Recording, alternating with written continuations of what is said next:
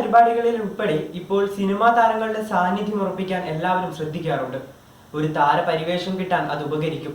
അയോധ്യയിലെ രാമക്ഷേത്രവും പ്രാണപ്രതിഷ്ഠയും ലോക ശ്രദ്ധയാകർഷിച്ചിരിക്കുന്നു.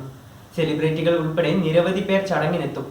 നിരവധി സിനിമാ താരങ്ങളെയും ചടങ്ങിലേക്ക് ക്ഷണിച്ചിട്ടുണ്ട്. മലയാള സിനിമയിൽ നിന്ന് മോഹൻലാൽ, ശ്രീനിവാസൻ ഉൾപ്പെടെയുള്ളവരെ ക്ഷണിച്ചിട്ടുണ്ട്. നടനും മന്ത്രിയുമായ KB ഗണേഷ് കുമാറിനും ക്ഷണമുണ്ട്.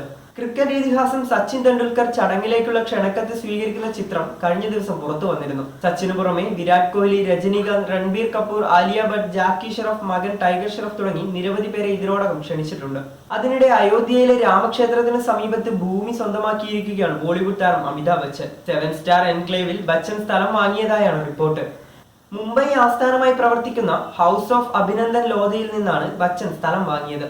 14.5 കോടി രൂപയ്ക്ക് 10,000 ചതുരശ്ര അടി സ്ഥലമാണ് വാങ്ങിയത്. സ്ഥലം വാങ്ങിയതുമായി ബന്ധപ്പെട്ട കൃത്യമായ വിവരം പുറത്തുവിടാൻ കമ്പനി തയ്യാറായിട്ടില്ല. ക്ഷേത്രത്തിൽ നിന്നും 15 മിനിറ്റും വിമാനത്താവളത്തിൽ നിന്ന് അരമണിക്കൂറുമാണ് ബച്ചൻ വാങ്ങിയ സ്ഥലത്തേക്കുള്ള ദൂരം. 2028 മാർച്ചിൽ നിർമ്മാണം പൂർത്തിയാകുമെന്നാണ് കമ്പനി അറിയിച്ചത്. പഞ്ചനക്ഷത്ര ഹോട്ടൽ ഉൾപ്പെടെയാണ് ഇവിടെ നിർമ്മിക്കുന്നത്. 2028 മാർച്ചിൽ നിർമ്മാണം പൂർത്തിയാക്കുമെന്നാണ് കമ്പനി അറിയിച്ചത്.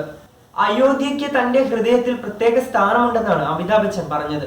അയോധ്യയിലെ ആത്മീയതയും സംസ്കാര സമ്പന്നതയും അതിർത്തികൾക്കപ്പുറം വൈകാരികമായ ബന്ധം സൃഷ്ടിക്കുന്നു.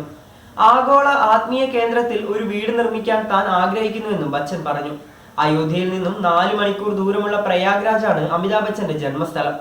51 ഏക്കറിൽ വ്യാപിച്ചു കിടക്കുന്ന HOBLന്റെ സരയു പദ്ധതി അയോധ്യ ക്ഷേത്ര പ്രതിഷ്ഠാ ദിനമായ ജനുവരി 22-നാണ് ഉദ്ഘാടനം ചെയ്യുന്നത്. സരയു തീരത്ത് 51 ഏക്കർ നീണ്ടുകിടക്കുന്ന രാമക്ഷേത്രത്തിന്റെ പ്രതിഷ്ഠാ ചടങ്ങുകൾ ജനുവരി 22-ന് നടക്കും.